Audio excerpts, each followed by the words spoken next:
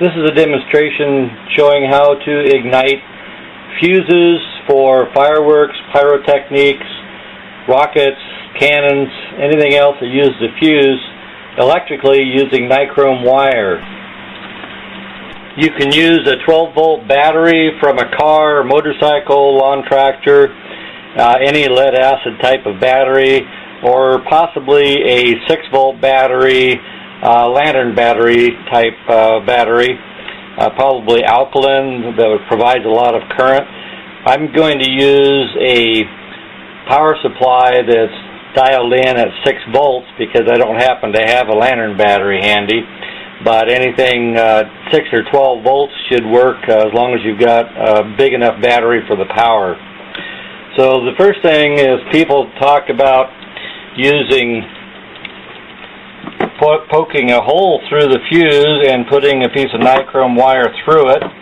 So first I'm going to demonstrate that. I'm going to cut off only about 1 inch of the nichrome wire.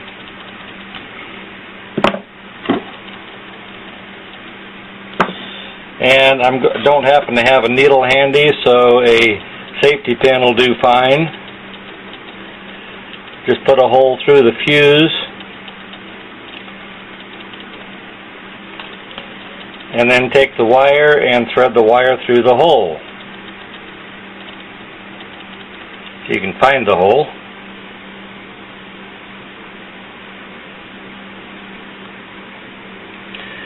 And you can attach it. Alligator clips is the easiest way to attach it.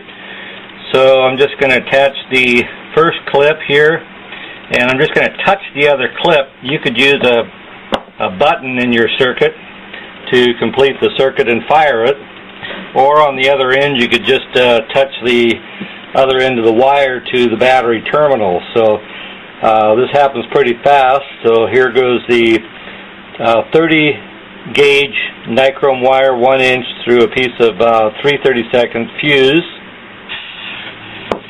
and you can see the fuse is burning there. So that worked quite nicely. However, I think that's a lot of extra trouble to go to, so I'm going to take another piece of wire and I'm going to cut about a 3-inch piece this time. And if you get it too long, you'll get too much resistance. 3-inch works fine. And this time I'm just going to wrap it around the fuse, which I think is a lot easier. I'm going to do about 3 or 4 wraps here and ignite it the same way. And this has enough power to actually burn through the outside coating of the fuse and ignite the fuse without any problem. And there it goes. So either way works. I think the wrapping it around it works easier.